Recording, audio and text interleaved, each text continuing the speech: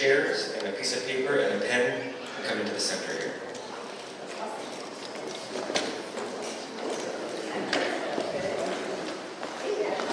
Can this be temporarily turned off so I'm not blinded?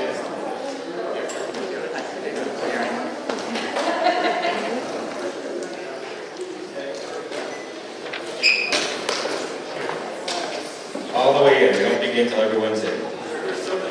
I'm very forgiving.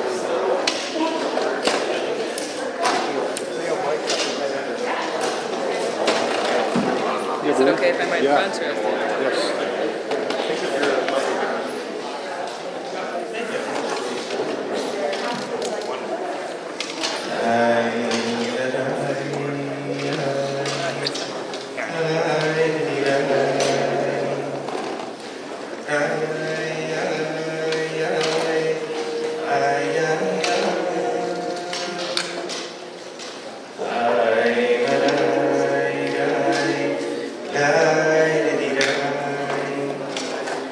Yes.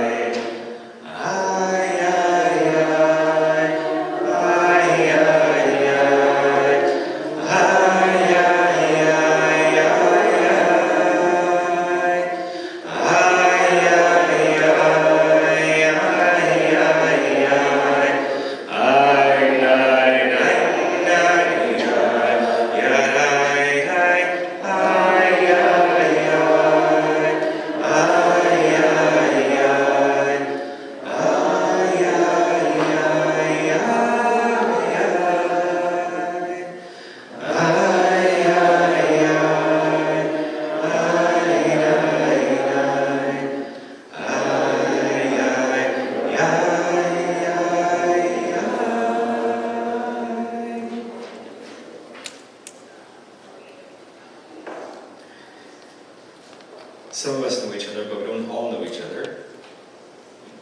But we just created a community pretty quickly.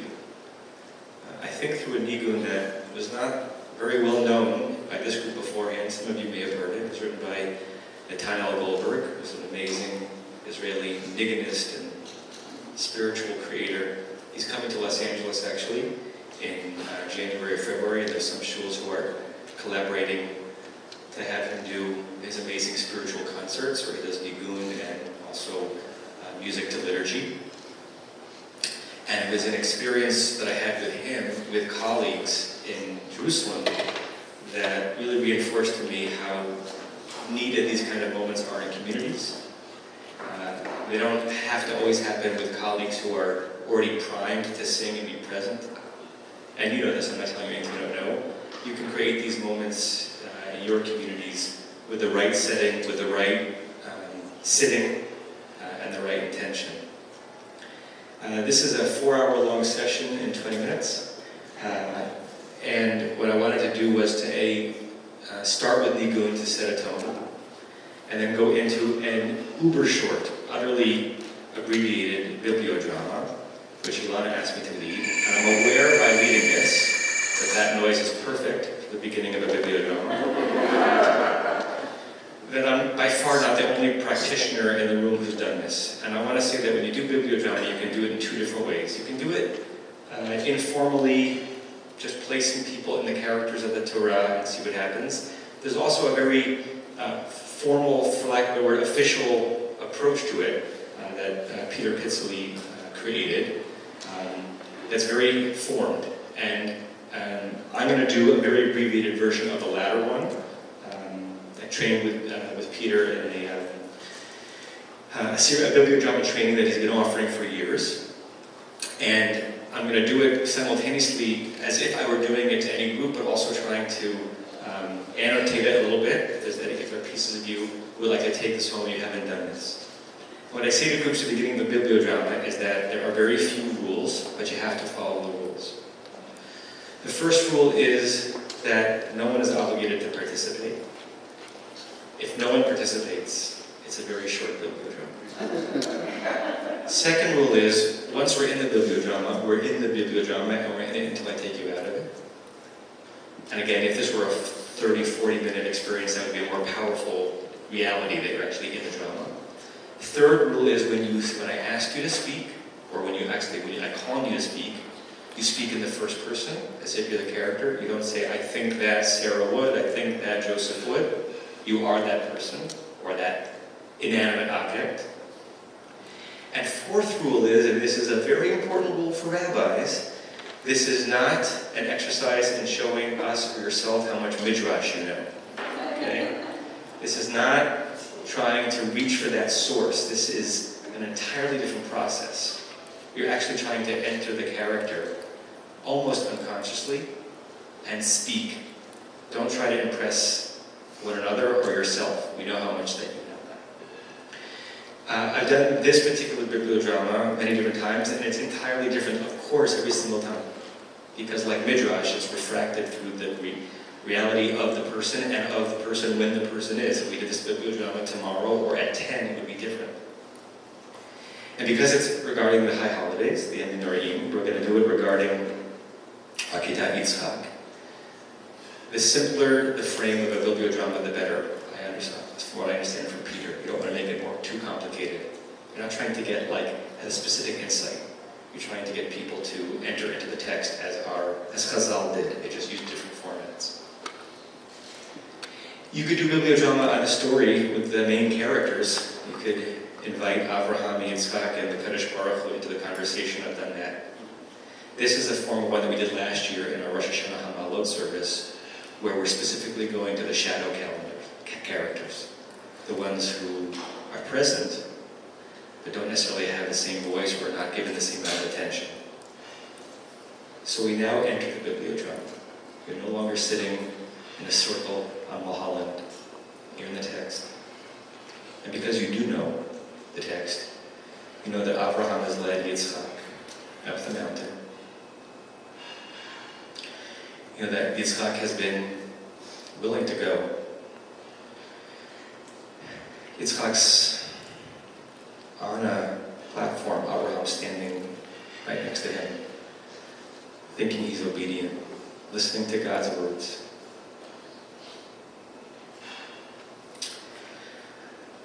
Abraham's like this. Yitzchak is on his back. And you are the angel. You're the angel. You're the intermediary between humanity and divinity. You have a voice, somewhat directed by God. But you're an angel, so you have your own thoughts, your own experiences. You're watching the scene. God hasn't told you what to do yet, but you know you're going to have a role. You're the angel. What do you see, and what are you experiencing? Are there any angels in the room? What do you see? Where are you in this story? Yes, angel. I'm somewhat horrified. As an angel, I like to bring life and inspiration here. I see this, I'm not a kid, but it's not about to be slaughtered. I'm a malach, but I'm not malach hamadet. I'm an extension of God, but I'm also part of humanity in some way. I'm horrified by what I'm seeing. What's going on in this scene? What is going on? I'm an angel, and this is what I'm witnessing? Any other angels in the room? Tired. Tired of seeing over and over again this, so many parents thinking that sacrificing their children is what somehow is the right thing to do. Okay, I'm an angel, and I've been around since time immemorial. This is not the first time I've seen this, and I'm exhausted by an image of a child being offered to a woman. Tired of this. Is there one more angel in the room? Yes, angel. Who told him to do this? Why is he doing this?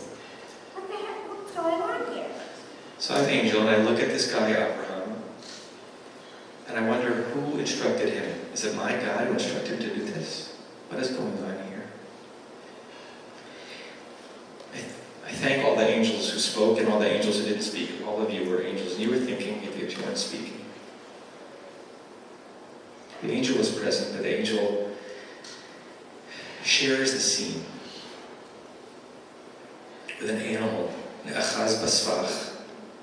There was an ayal, there was a ram caught in the thicket. This morning, the ram just got up to do ram things.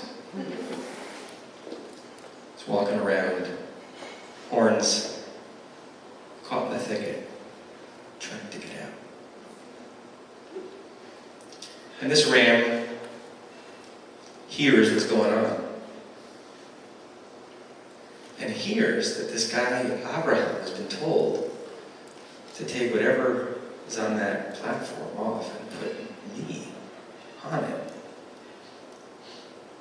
I didn't know I was part of the story. Hey, ram, as you figure out that the only way to remove yourself from this thicket, from this sfach, is to get onto the mizbeach, onto the altar, being asked to sacrifice yourself, not being asked, being told to sacrifice yourself to save this boy. Is there a ram in the room that we can hear from? Eyal. Eyal, what's going on with you right now? Yes, Eyal. Why me? You know, who said that you're life? You call yourself a human, but maybe you're just a better man. Okay. But why is your life better than mine? Is your blood better? I'm an Eyal. I'm a ram. I was born too. I have a life too. Who's to say that my sacrifice on the altar is worthy for this boy? Maybe I'm worth just as much. Eyal, yes. I think I'm the only one who sees an angel, Mm-hmm. and I'm wondering when the angel's going to act, and if it'll be for me or for him, what the outcome will be. I'm watching the scene. The father's like this, but I have kind of a preternatural understanding of the world, and I see an angel, and I'm wondering, am I going to be the one who's going to switch in? Angel, Eyal, let's say you were. Let's say we're 2 verses ahead. You are the switcheroo. You are the one who's going to be on the altar. What do you think about that? What do you think about this sacrifice? I've seen angels, and I see this angel, And I think maybe there's something that's meant to be that's larger than me, otherwise the angel wouldn't appear. So I'm just a ram, but I'm connected to the larger world. And there might be something bigger than me that I have to be involved in that will require a terrible sacrifice. But maybe that's what the world requires. Thank you, Eyal. Truncated, I'm telling you. There's another character who wasn't proximate in space, but we have to imagine was proximate in spirit. And that is Sarai. Sarai, you're home in your tent, your incredibly welcoming tent. Your husband and your son got up early, weird look on their faces. They've been out a long time. They don't usually go for 3-day journeys. It's day 3. The sun is setting. They're not back. And you're wondering, what's going on? Sarah, can we hear from you right now? Yes, Sarah. Sarah. What do you have to say, Sarah?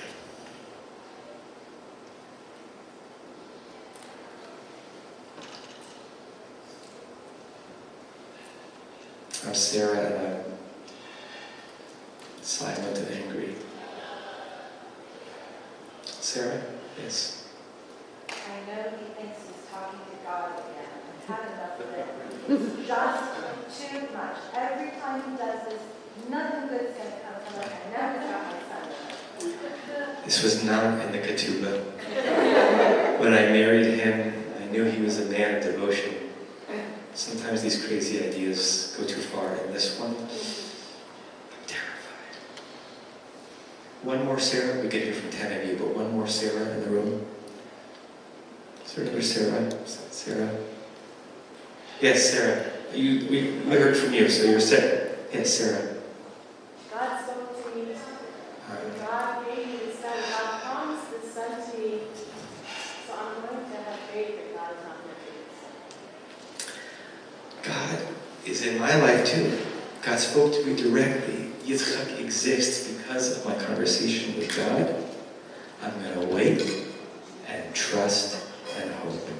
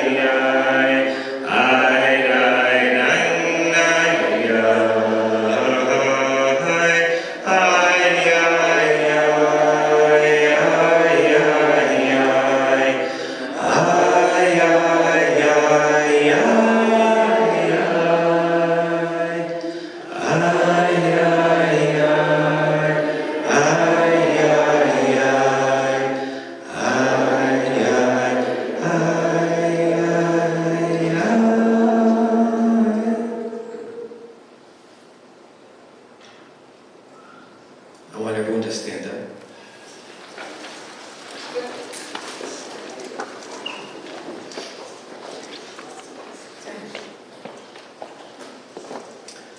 I want you to make one 360-degree turn left to right and end up exactly where you were. Just turn around.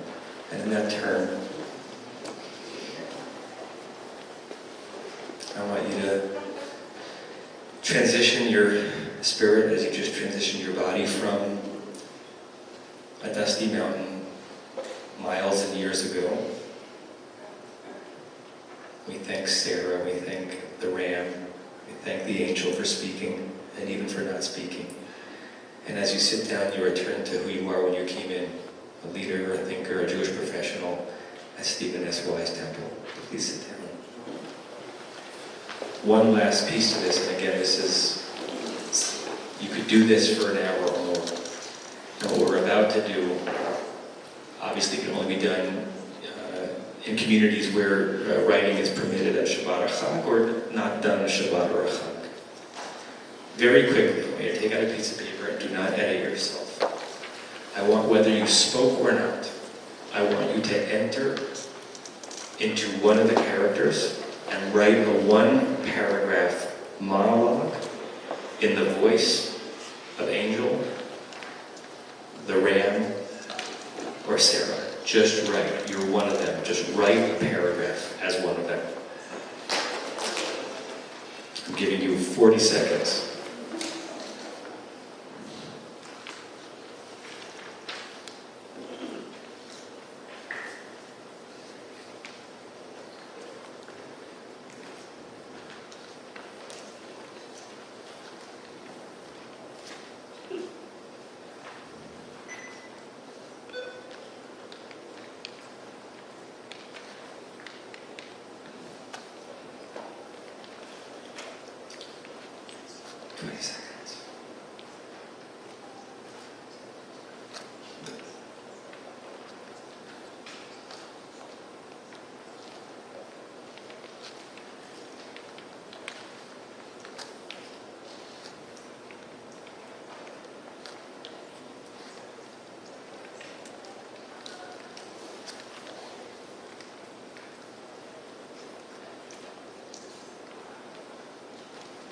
You could write longer, much longer, but just pause where you are.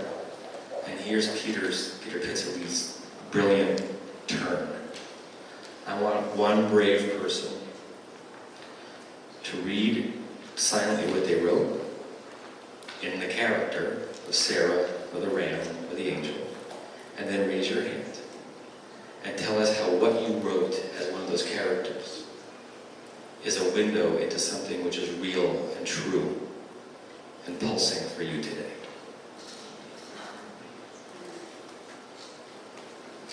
Yes. Are you comfortable reading what you wrote? I've always been wild, free, and now I'm caught, trapped. This is a thicket, brambles, clawing at me, catching me. This is captivity. This is death. This is me, sacrifice. Am I supposed to think it's an honor? I don't know your name.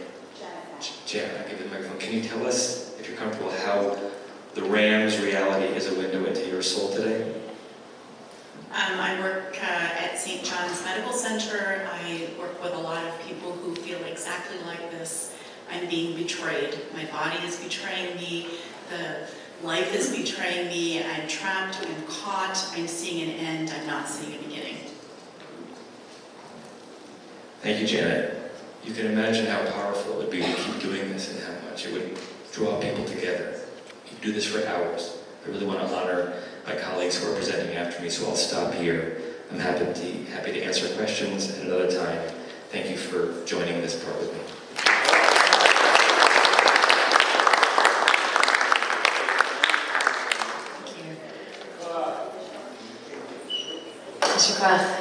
That was so stunning, Adam. Thank you. And we went to college together, so we've been on this journey together for many years. I'm so grateful that we all got to share that with you. So thank you. Hi everybody. I love this moment. I admit that I always face it with a mix of dread and excitement. I'm sure I'm not the only one. It's hard to believe that we're this close to the Holy Days again, but I love being in the room with all of you and getting to learn together. And today, I'm sure I'm also not the only one. I'm going to be leaving a little bit early to pick my kids up from Ramah, and I want to tell you what's going to happen. As soon as all three of them pack into the car with their dirty, smelly clothes and sheets and hopefully not lice. So they're all going to start telling me their stories immediately, and then they're going to start fighting with each other to shut up so that the other one can tell their story first. And the thing is, I want to hear all their stories, and you know that there's a precious window, because at some point in like a few hours, they don't want to tell their stories anymore, and I want to take in as many as I can and hear as much as I can. So I'm going to be doing some really fierce navigation in the car in a few hours to try to take in and hear as much as I can of what they've experienced and what they've learned, because I've come to understand that these stories matter profoundly, and there's really nothing that's going to keep me from catching those fresh tellings as early as we can, right after they get off the bus.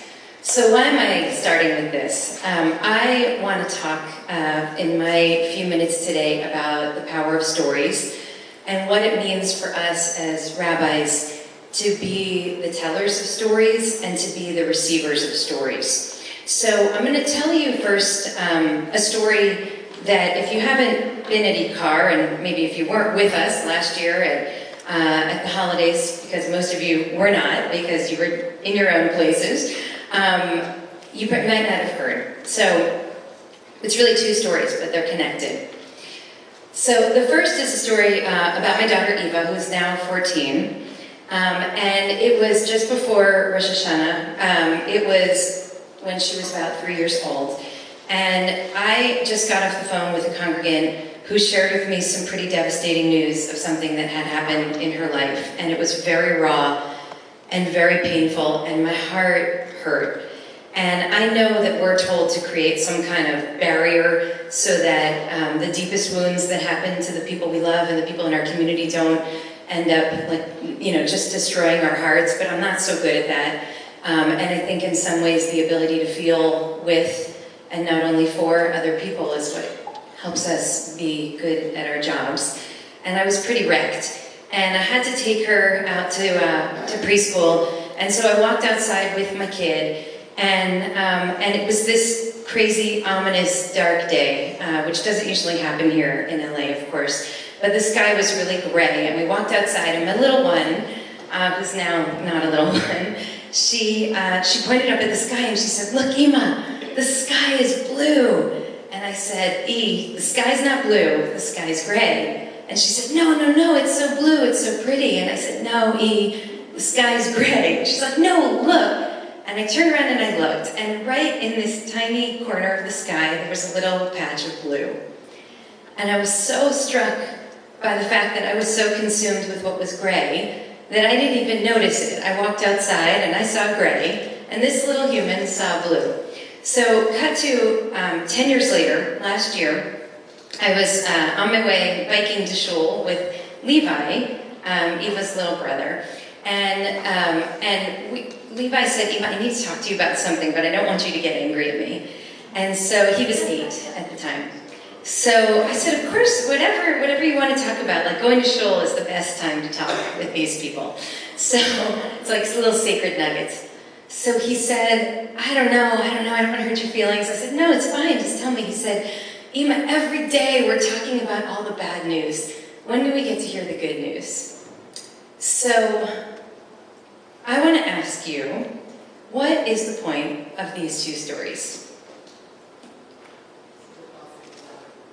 Okay, to see the positive, even when there's a landscape of dark gray, and even when you're a person who's kind of oriented to see the gray, and even when it's your job to be present to the gray, and even to awaken other people to the gray, even still, we have to look for the patches of blue. We have to look for the good news. Any other moral to the story? Message to the story? I'm doing services at a home for the aging in Beverly Hills, and there's a lady there, a survivor from Auschwitz, 97 years old. And I was talking to her after we had a big discussion about the children being separated at the borders. And we were talking, Rachel and I, and she said, she goes like this, and she wanted to tell me in my ear, she says, "They don't know how bad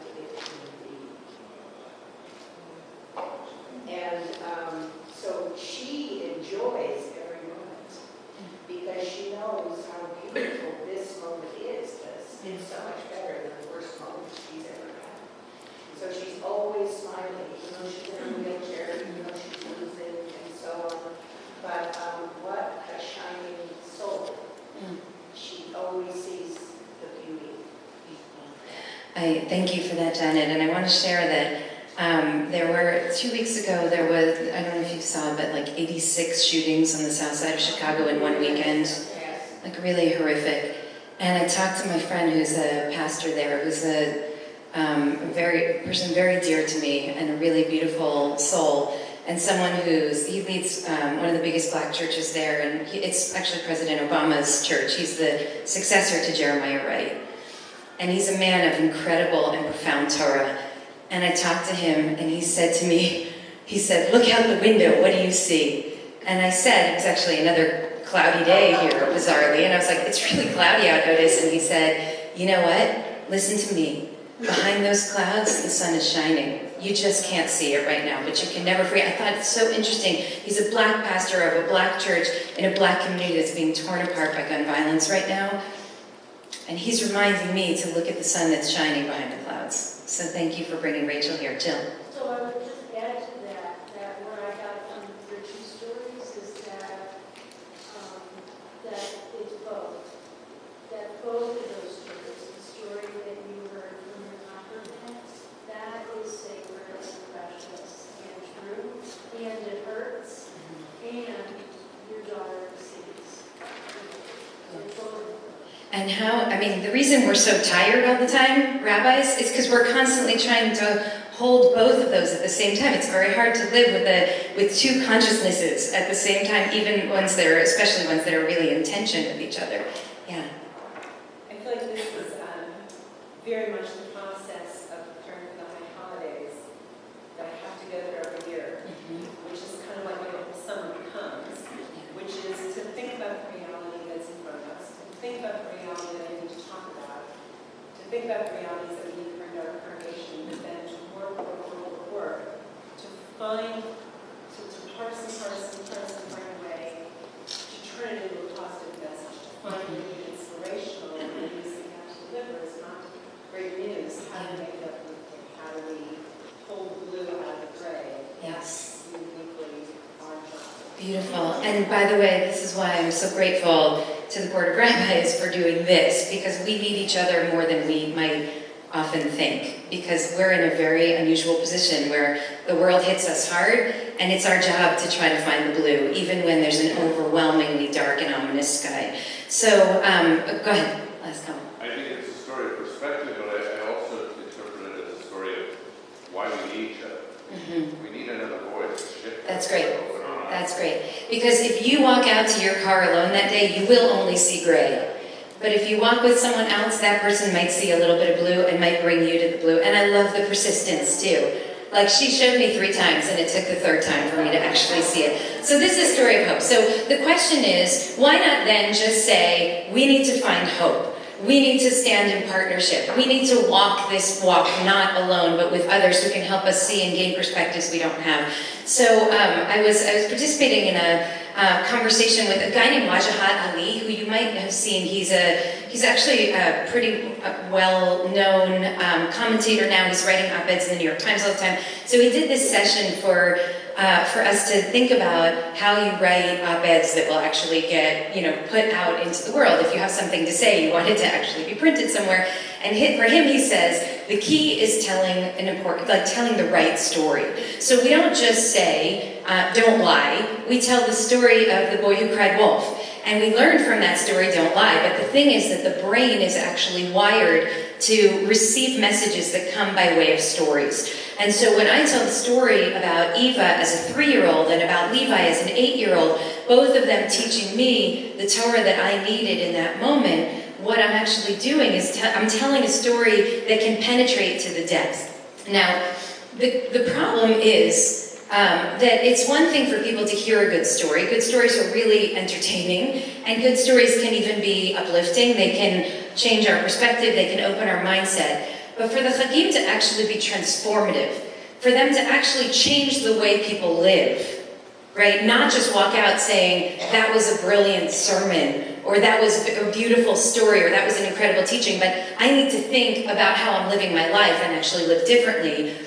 The people in our room need to be the heroes of the stories that they're hearing. They need to be the learners of the stories that they're hearing. It can't all be our stories. It can't be that I'm the one learning the lesson from Eva and Sammy and Levi. It has to be that our people are learning their own Torah. So Alana asked me to make this very practical. So I want to make this very practical for you, which is, how do we run High Holy Day services for our hundreds or thousands of people in which they're the storytellers?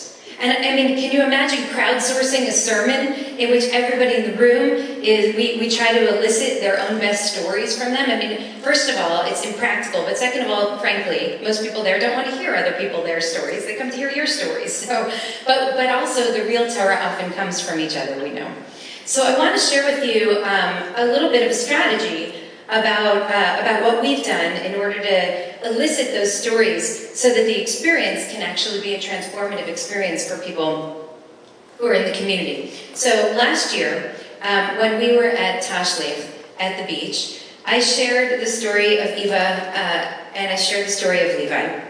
And I asked the community, so what's the good news? Right? Levi asks, when do we get to talk about the good news? So what's the good news? And I handed out these note cards, and within 5 minutes, 300 people wrote the good news. And it was amazing.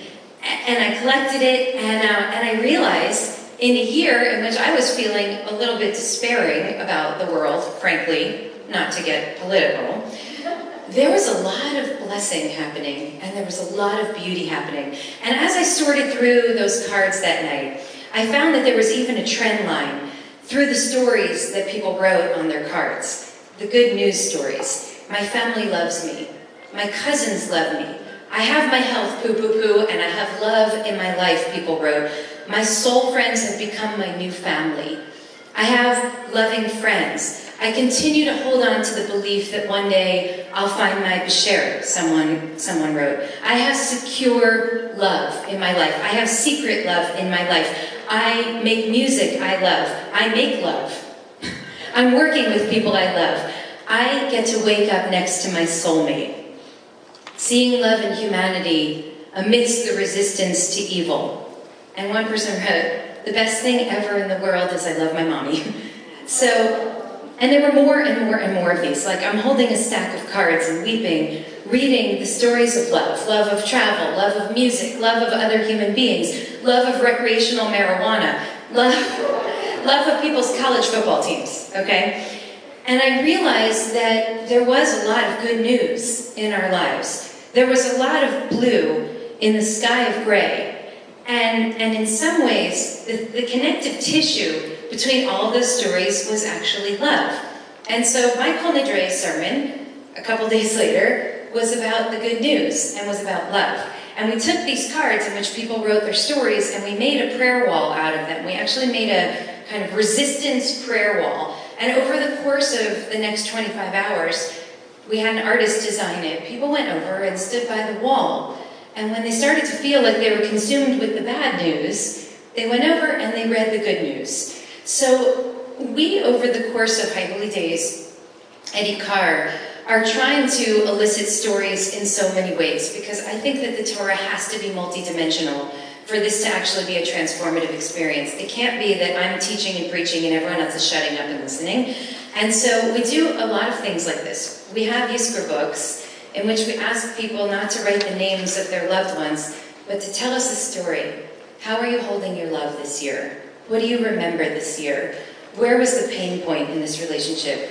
Where's the beauty? Where was the inspiration? What's something that you really struggle with as you hold your mother, your father, your loved one's memory? And people sit throughout Yom Kippur and they read each other's stories and they find each other and they learn each other. And the power of having your story read is something undescribable. We also start in the beginning of the month of Elul, and we ask people a provocation, a question, a prompt, a story. So it started about 10 years ago when I asked people, we called it Becoming Unstuck. And we asked people, I said, if the purpose of the High Holy Days is to ultimately recognize in our core that change is actually possible and that things don't have to be the way that they are in our lives or in the world, you already have the muscle memory for that Torah. So where have you experienced unsticking yourself from a paradigm that you thought was permanent, but actually was transient? One year we asked people to write about their epiphany, the moment that changed absolutely everything. Because Hayom Harat Olam, this is the birth of something completely new. So what has been a moment for you in which you've been introduced to something completely new? One of my favorite ones was 2 years ago, also in a kind of ominous landscape. We did one called This Gives Me Hope, which I'll just show you. I have them here if people want to take a look. I actually asked people to share photographs that gave them hope this year and stories. So you might recognize this photograph. It's a very famous picture from Frederick Brenner that after an anti-Semitic attack, that members of the community in Minnesota all stood together and held, here, you can pass it around, and held up Chanukiot in a kind of act of defiance and solidarity with the Jewish community.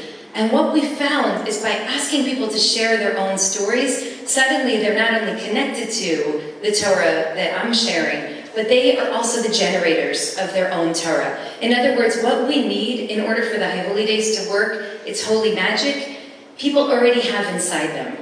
And we just need to remind them that it already lives there and that they need to lead with that part of themselves.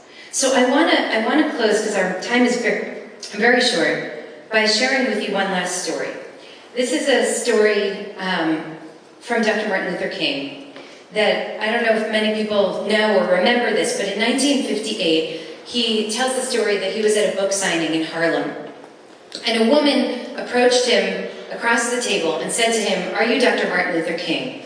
And he said, "Yes, I am." And she took out a knife and she stabbed him in the chest. He was rushed to the hospital. They found that the tip of the blade was on the edge of his aorta, the main artery of his heart. And had it been punctured, this was 1958, he would have died immediately. So the next morning, in the newspapers, it was reported that had Dr. King so much as sneezed, he would have died. So he says that as he's going through the recovery process, he receives lots of letters of refuah shlema from the president, from the vice president, from governors all around the country. But there was one letter that he says he would never forget. This letter said the following: "Dear Dr. King, I'm a 9th grader at White Plains High School. Although it should not matter, I think you should know that I'm a white girl. I read about your misfortune and your suffering, and I read about the fact that if you had sneezed, you would have died. I'm simply writing to tell you, I'm so happy you didn't sneeze." A decade later, he shared this story in his I've Been to the Mountaintop speech. You might remember this was the last speech that Dr. King gave before his assassination. And he said tonight, "I want to say that I too am happy that I didn't sneeze. Because if I had sneezed, I would not have been around in 1960 when students all over the South started sitting in at lunch counters. I would not have been around in 1961 when they decided to ride for freedom, or in 1963 when black people of Birmingham aroused the conscience of a nation and brought into being the Civil Rights Bill. If I had sneezed, I would not have had the chance to tell America about the dream I had. I'm so happy that I didn't sneeze." So 10 years later, he could see that every day of his life had been a catalyst to something extraordinary. And here's where I want to invite us to think about stories, ours and our community members, not only as a source of entertainment, and not only as a source of comfort, but as a catalyst for something extraordinary. And particularly in this moment that we are living in, as Americans and as Jews, I want to ask us to think about what the stories are that we tell when we stand and bear witness to the erosion of democratic norms here in the United States and in Israel, when we bear witness to children being torn from their parents at the border, when we bear witness to the press being called the enemy of the people, when every day, it seems, we're reading another story of an American Jew or an author or an activist being interrogated in detention at Ben Gurion Airport, and wonder how many of us in our coming year will also be detained in that way. What are the stories that we are going to choose to tell? And what are the stories that we're going to try to elicit from our people so that we too can be a catalyst for something extraordinary in the coming year. So thank you.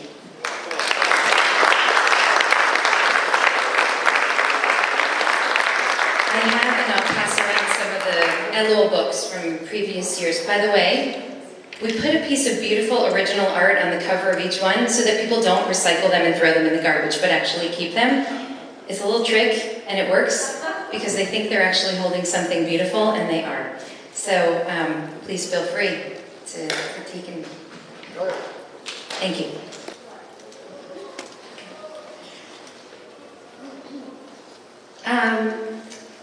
Thank you, Adam. Where are you, Adam? Thank you. And thank you, Sharon. It's funny because I'm actually writing a sermon about a sneeze.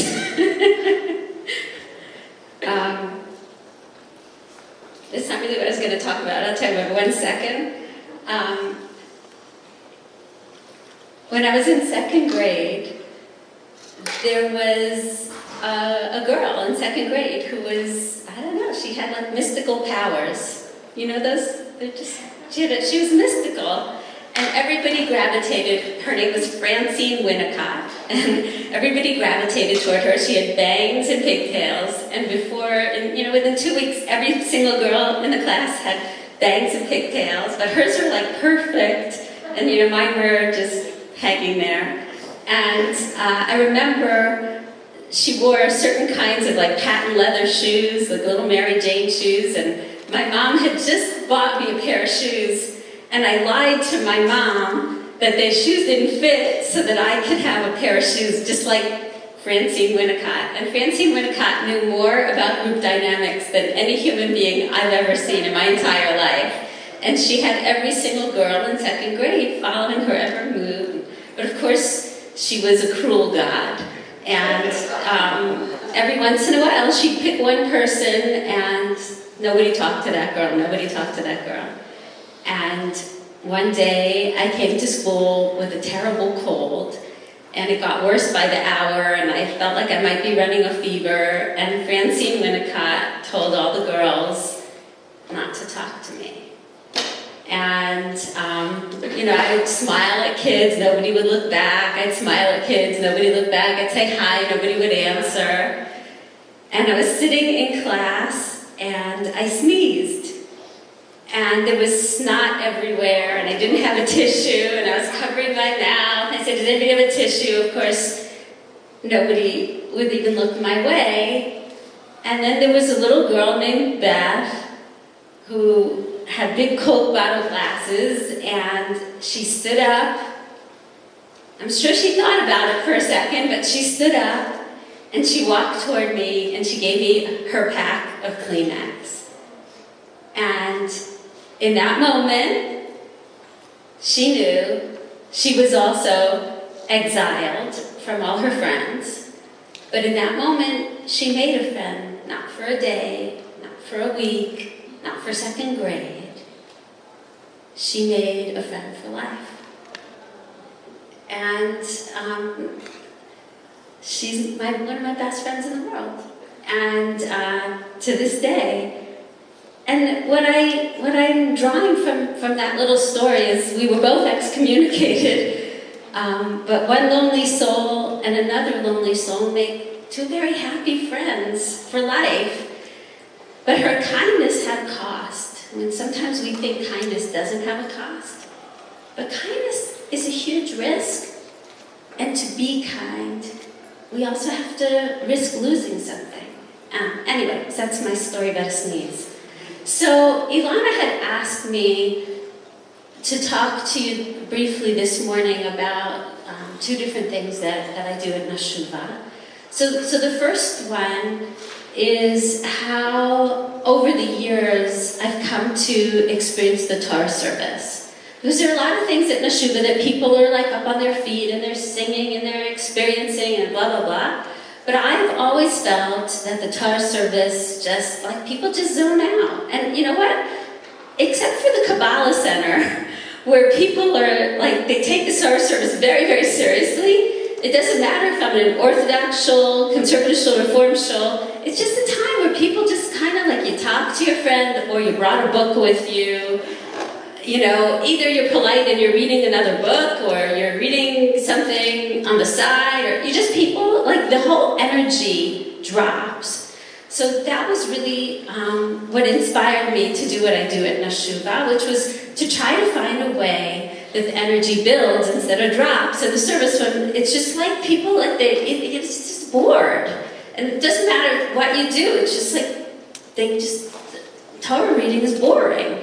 So, this is what I did. So do you want to do it with me? Okay, so what I did was I picked themes for blessings that are connected to the Torah readings for that day. So for Rosh Hashanah day 1, I picked themes that are related to what's going on in the Torah service of day 1, day 2, Yom Kippur, every time. But things that are pressing for people. And I always call up somebody to act, like there's always somebody who's actually doing the Aliyah, but then I say, we'll just do it. Okay, so this first Aliyah is going to be for people who are praying for help, who need a blessing for writing their sermons. Right?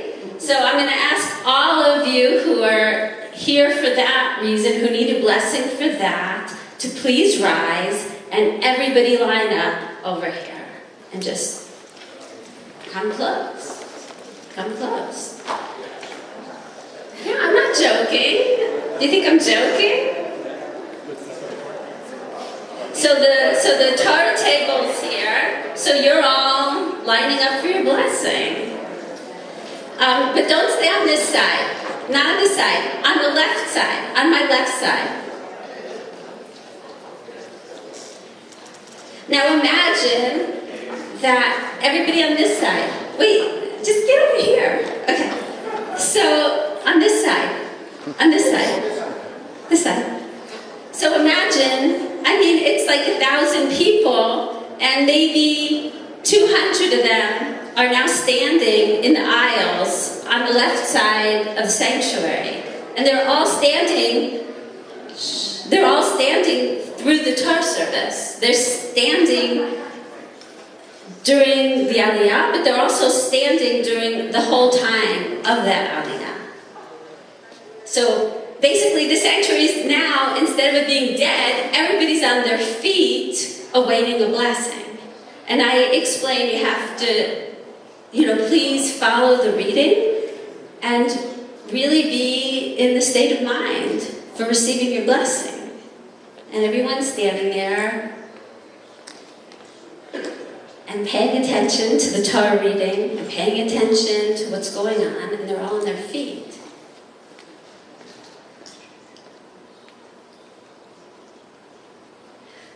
And then the people finish the Aliyah. Baruch atah Adonai noten haTorah. Amen. Are you ready for your blessing?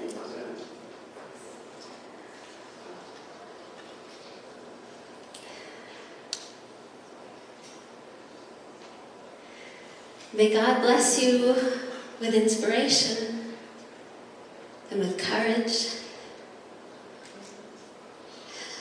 May the seed of a beautiful idea take root in you, and may it grow in such a way that you will reach people where they need to be reached, that you will open hearts and turn souls in your chesed, in your grace.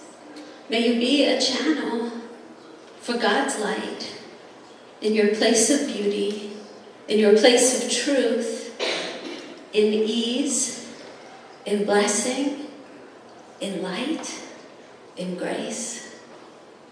May it flourish. May it last. May it enter where it needs to go. Amen. And now that you've gotten your blessing, you don't sit on a blessing. You hold it. So I'm going to ask all of you to come to the right. And it's very important to remain silent, to really allow that blessing to sink in.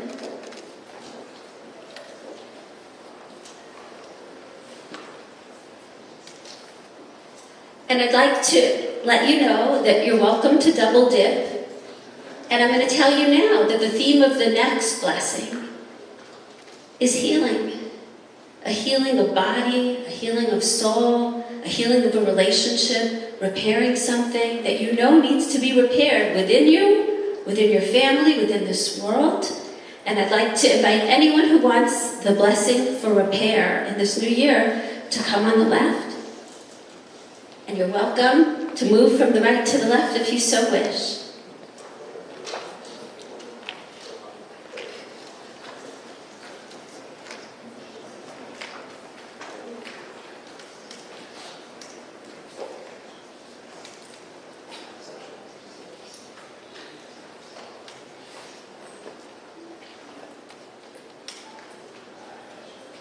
Baruch atah Adonai noten haTorah.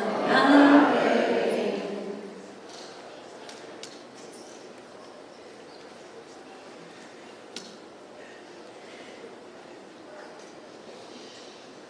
May God grant you the power to repair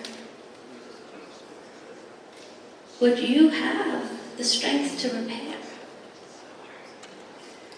May God give you the humility to ask for forgiveness. May God give you the courage to forgive. May God give you the eyes to see what needs fixing, what you've been ignoring.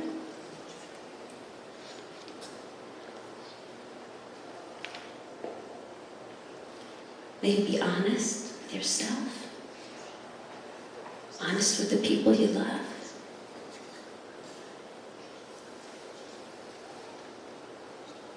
May you see the way to draw your intentions into action. Your deepest prayers into something real and true. May this year be for you a year of healing, a year of love, a year of relationships restored in blessing and peace.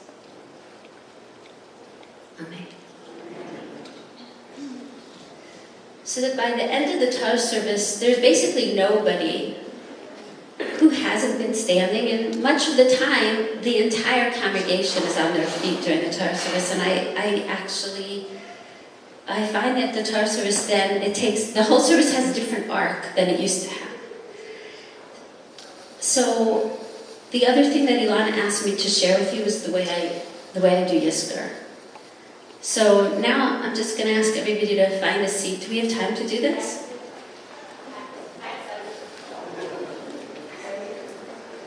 So, if you have any questions about that, I'm happy to answer it afterwards, okay?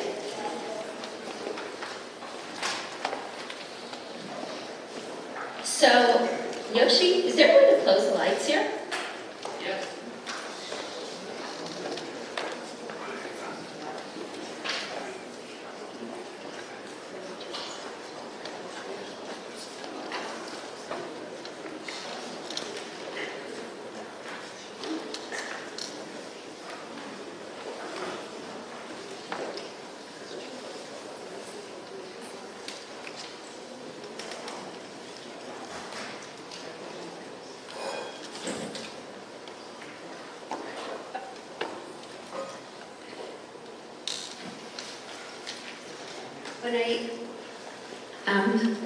When I first became a rabbi at Mishkan Tefillah Gabriel, it was back in the olden days when they still sold individual seats.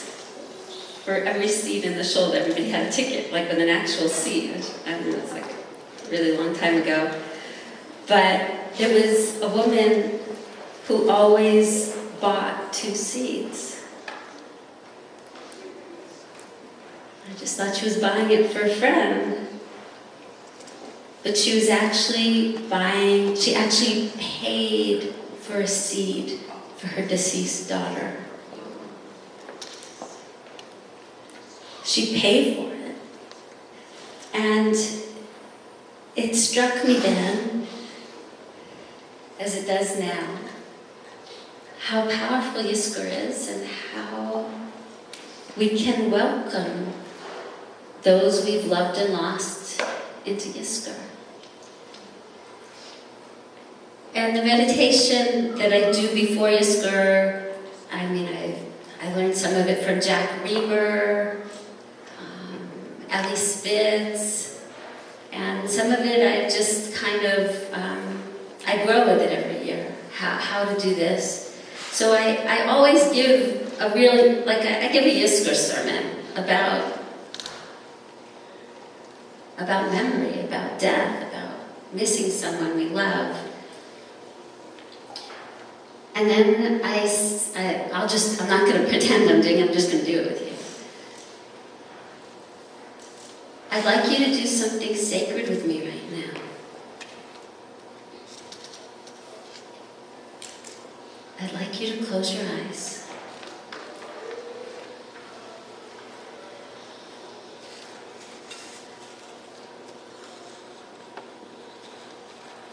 And I'd like to invite them into this room right now. The people we've loved and lost. Someone you wish to invite to sit with you in this room right now.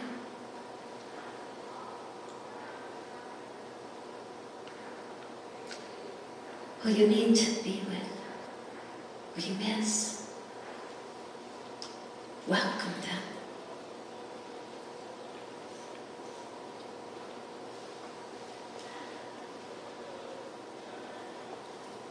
Can you feel them?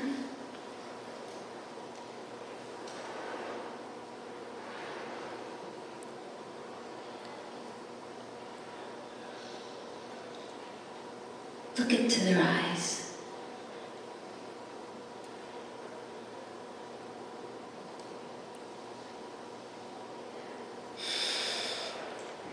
Breathe in. And just see if you can remember their smell. Just what they smelled like.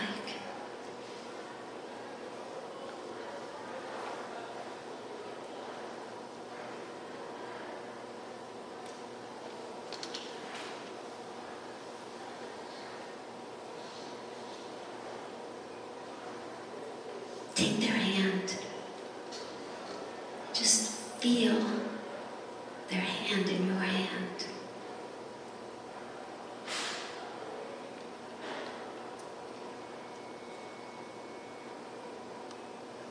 Just be with them. Just schmooze with them.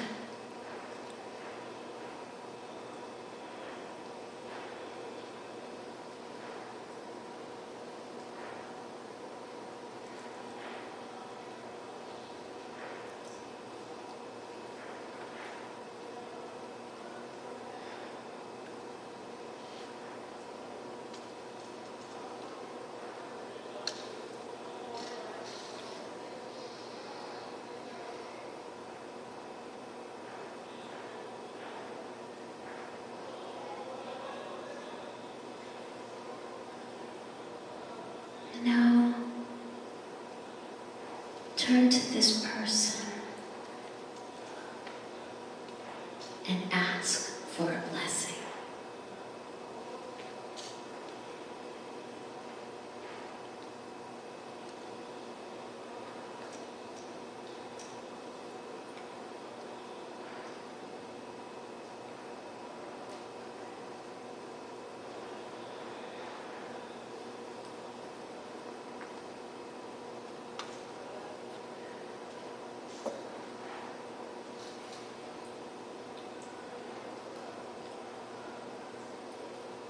And now, offer them your blessing. Tell them what they mean to you. What you'll always carry with you. Give them your blessing.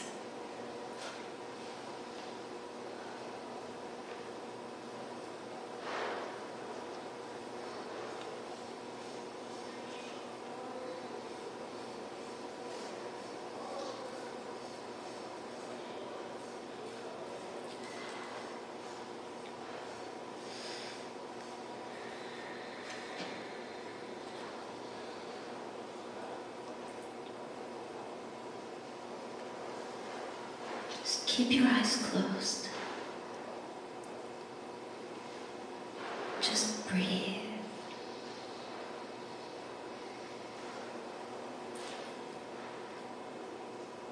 I haven't forgotten you. Even though it's been some time now since I've seen your face, touched your hand, heard your voice. You're with me all the time. I used to think you left me. I know better now. You come to me. Sometimes in fleeting moments I feel your presence close by, but I still miss you. And nothing, no person, no joy, no accomplishment, no distraction, not even God can fill the gaping hole your absence has left in my life. But mixed together with all my sadness, there's a great joy for having known you. I want to thank you for the time we shared, for the love you gave, for the wisdom you spread. Thank you for the magnificent moments and for the ordinary ones too. There was beauty in our simplicity, holiness in our unspectacular days, and I will carry the lessons you taught me always. Your life has ended, but your light can never be extinguished. It continues to shine upon me even on the darkest nights and illuminates my way. I recite this Yizkor in your honor and in your memory. May God bless you as you have blessed me, with love, with grace, and with peace. Amen.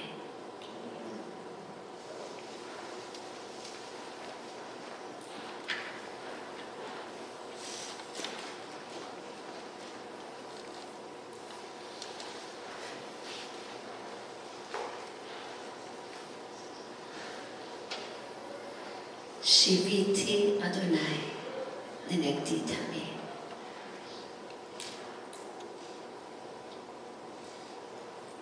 Hashem Yimachem, may God be with you.